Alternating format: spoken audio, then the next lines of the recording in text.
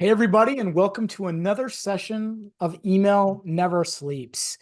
Today's topic for our session is how did copy and creative become the bastard child in marketing? And what better of a person to talk about this with me is Scott Wilson. He's an absolute industry veteran, specifically in the casino industry. Scott, I'm going to let you introduce yourself and give a quick background. Thank you, Andrew, and it's good to be with you. Um, I started my career in New York doing generalized copywriting and production, and 30 years ago, I made my way out here to Las Vegas, Mhm. and I was the director of creative services for Station Casinos, Hmm. which is like the third largest locals gaming company in the world and spent 25 years with them. Mhm.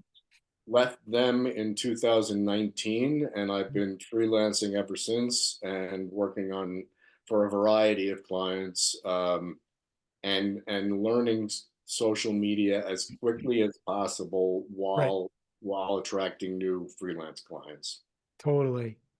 When we start talking about the topic, right, it's kind of polarizing, right? Using the word, hey, this copy and creative has become the bastard child, right? And we hear a lot about AI these days and everything that's created. I'm curious, why did you choose this topic? What's passionate or what's the strong idea or opinion behind the bastardization of copy and Uh, creative? The reason that I wanted to touch upon that was that Mhm. I've had I've been lucky enough to watch an arc that I never would have imagined Hmm. during my career. And I'll start, very esoterically by referencing Marshall McLuhan, who, Mhm. back in the 50s said the media is the message. And I don't think he had any concept of what was yet to come. Right. Back then, it wasn't so frightening because the media was to some extent the message. As we have progressed into new technology and more advanced social media and I Mhm. think the message almost gets completely lost. Hmm. I think the media is just so overwhelming that the message is, and this is from the perspective of clients. This is not my idea. This is from Hmm. the top down who say Hmm. who kind of look at the creative as a second thought. It's like, who are we hitting and how are we hitting them? And Right. then what are we saying? Right. And and just to elaborate a little more, when I started my career at stations 30 years ago, Mhm. the message was much more important. Hmm. I produced hundreds of television commercials Hmm. where the acting and the dialogue and the message was what it was all about. It didn't really matter what channel it was airing on. It Mhm. was this commercial going to resonate with casino players? Yeah. And literally in during the course of my career, I watched it go from the priority being let's get the right message, let's be creative, let's be Mhm. innovative, let's be attention getting, to who are we hitting, how are we hitting them, and by the way, what are we saying? Well, what's interesting, and I've been saying this for a few years, COVID taught a lot to all of us. And, as we kind of move into the new generation of marketing, I kind of find that brands um are a little bit under the microscope. People are very hyper focused on what brands say, what brands do. And so I'm in agreement, right, that it's been bastardized, right? It's almost like let's just push it out the door as often as we can, and the message will come secondary. They should know who we are and they should respect us. Whereas I take a different attitude, right, where the messaging does count, right? And how you message to a segment or a subscriber or what you say really does matter. And so to me, it's always been front and center for me. And with this hyper focus and the people that want to know more and more about the brand and what they're doing outside of just, hey, come into the casino or buy this or, buy this sort of subscription type of thing, people tend to focus a little bit more on that. So it's really surprising to me when I hear C-suite people or director and above level people say, we just want to push as much message as we can out there, and eventually something will land. And so that's a slippery slope, I think. It Where is. and I want to focus on from you from a creative perspective. Do you think we've dummied down our creative or the ability to make it really simple, or do you think it's become more complex? Because I know Well, what I. I think the whole the technology of creative has changed. Like I Mhm, said, where mhm. I used to, spend hundreds of thousands of dollars doing 35 millimeter film commercials. Now Yeah. you can get, a 20-year-old with a eye camera, and Mm. you could pretty much, shoot an airworthy commercial. I think Right. the timing is interesting for this interview because the Super Bowl may be the last vestige of creative importance, where Right. no matter how much everything has changed, the bottom line of the Mhm, Super Bowl is which spots are going to get talked about the next day. It has nothing. It's mhm, not about the placement. We all know we're going to spend $1 billion to be in the Super Bowl, so we have to mhm. be the cleverest. We have to be the most eye-catching and memorable Mhm. commercial. So Right. Right.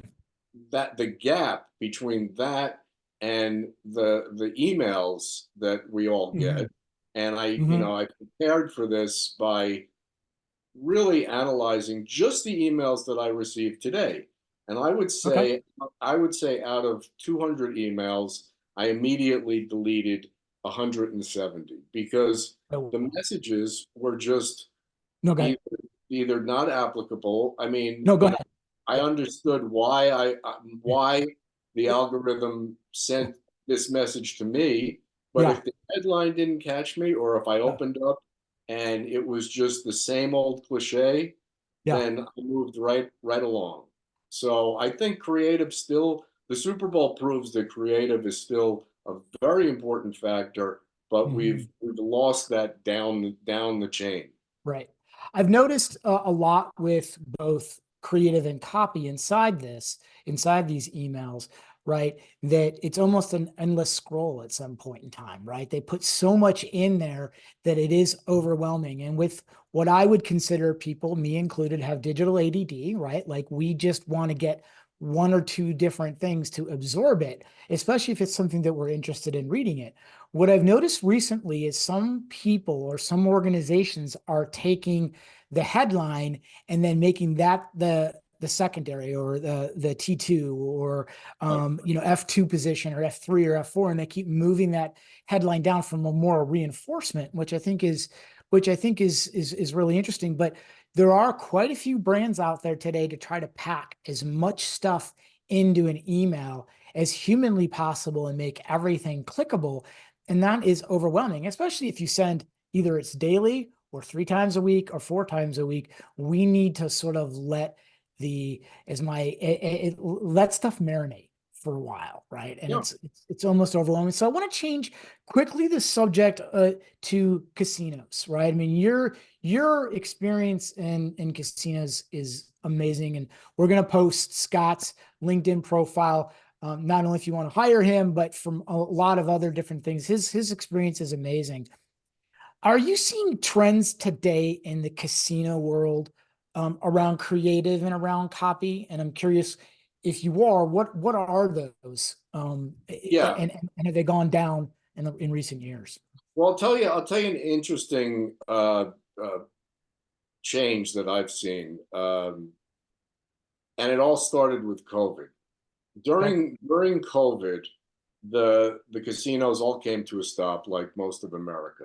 Hmm. And what they did essentially was they stopped doing any kind of traditional broadcast advertising. They Mm, cut back to minimum because they knew they were not going to get people in their casinos. So why waste money?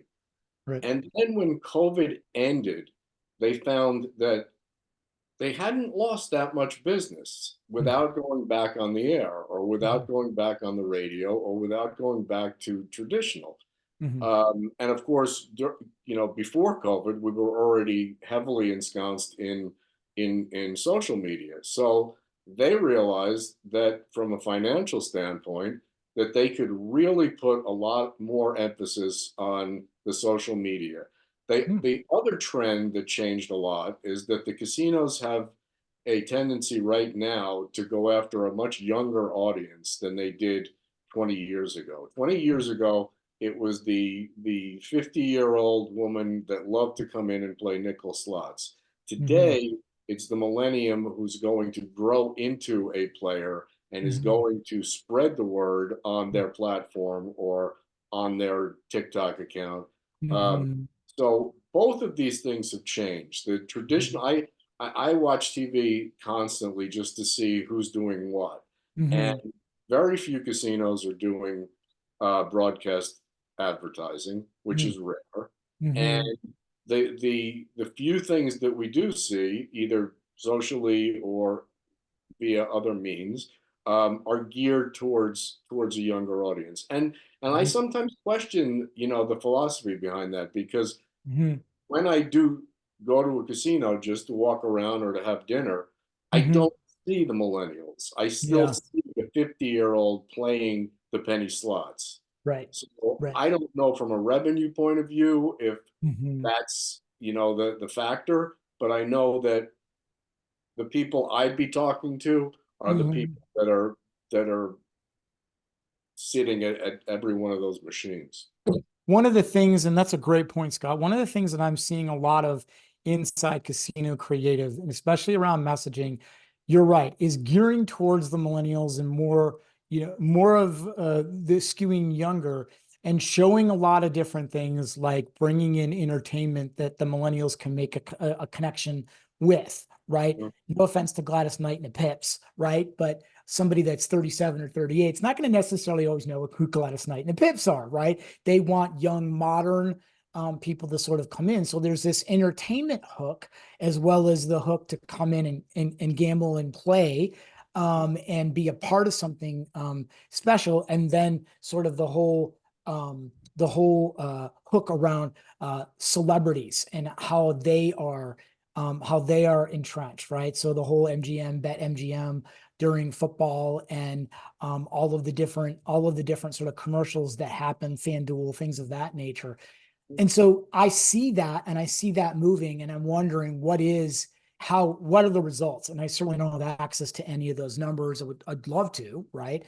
But I think it's an interesting sort of thing. And any casinos that we talk to here at iPost, it's they're struggling with how do I get that message out so that they can take it and share it out to their social channel of choice, right? Mhm. For reach.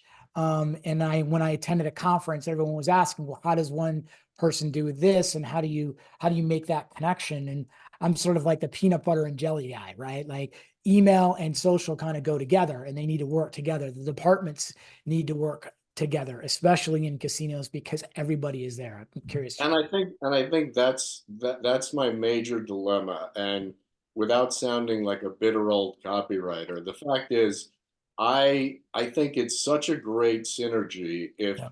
I mean, it's amazing how far we've come in Mhm. targeting the right person to talk Sure. to. We used to have three TV channels, and it was like Mhm. throwing darts at a board. You just hoped that your message would hit the right person.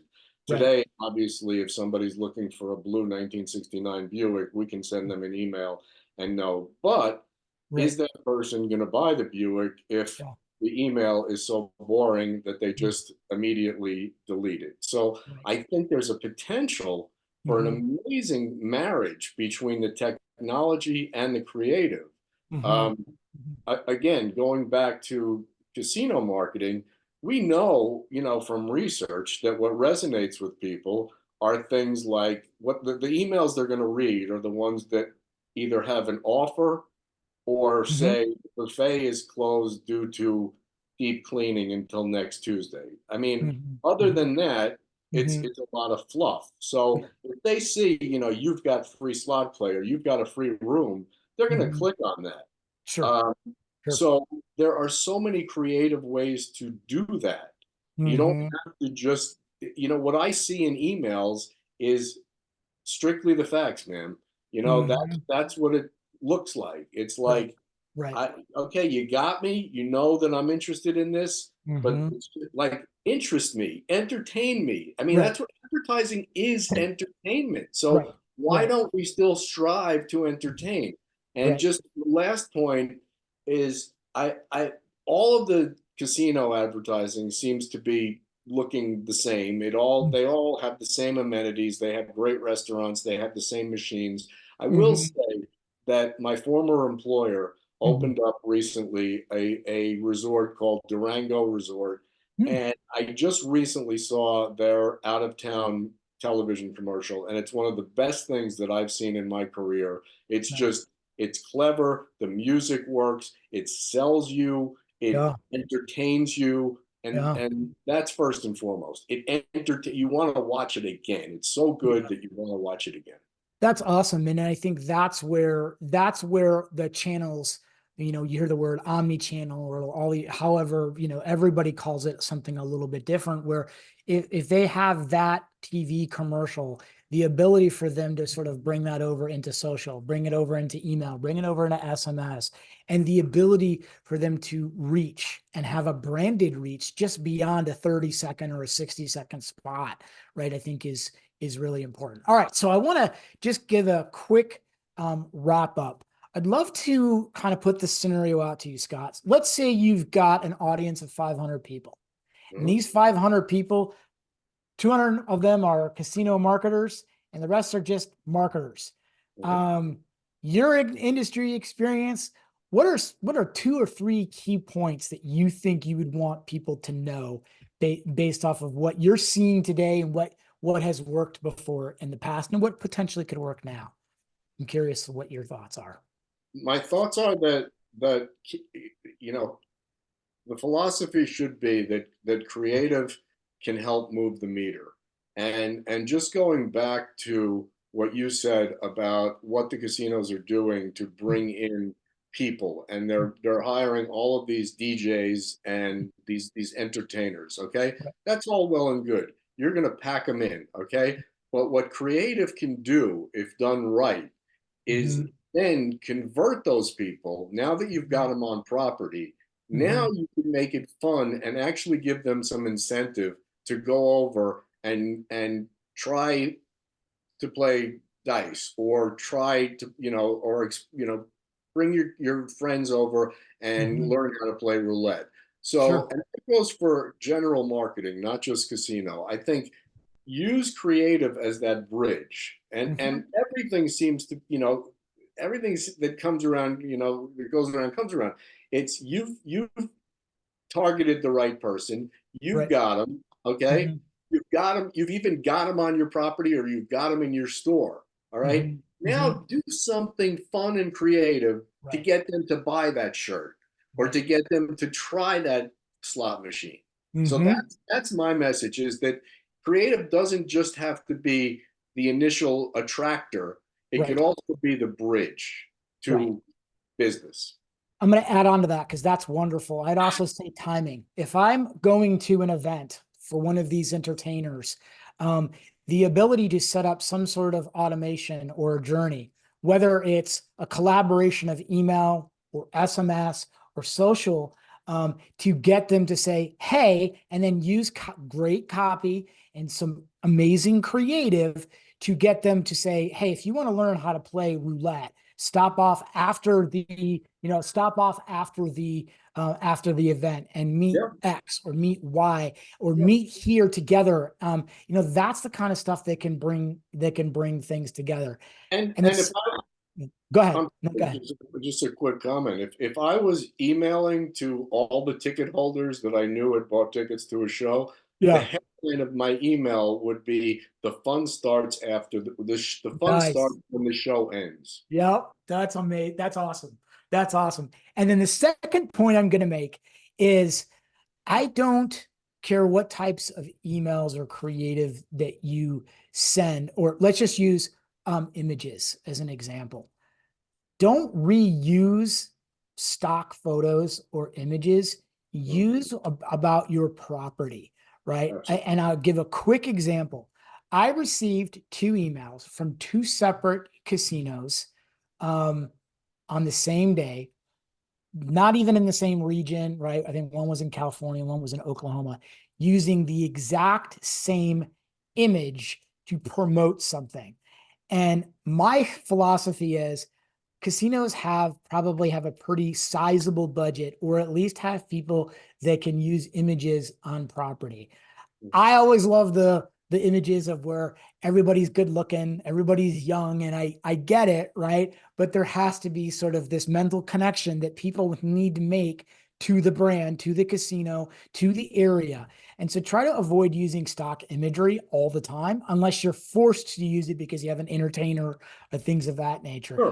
People Don't want to feel like they are connected to you, not just some general image of people. don't ever take, and this is a generalized advertising statement, Yeah. don't ever take the viewer for granted. Don't ever think that you're going to pull a fast one on them and Yeah. use a stock shot of a girl throwing dice when Yeah. they've been to your casino, and they're going to look at that and they're going to go, that's not the Totally. casino that sent it. Right. Exactly. So don't Exactly. ever take your customer for granted, which is Well, Scott, this has been fun. I definitely want to have some more of these with you because I want our audience to sort of tap into your knowledge. IPOS is heavily involved in the casino industry. You've been there for many years. Probably have a lot of things and a lot of knowledge to share everybody. But I wanted to thank you for joining Email Never Sleeps. We'll put all the deets up for Scott to get a hold of him on LinkedIn and in other places. Any parting words, Scott, before we say thanks to everybody? No, this was fun, and I think we hit on some great subjects, and like you said, there's a lot Absolutely. more to talk about. So I There's a appreciate the lot more. opportunity to join you, and Yeah. there you have it. Yeah. Thanks again, Scott. And everybody, thank you so much for continuing your support of Email Never Sleeps. Watch out for our next episode and keep on trucking an email, everybody.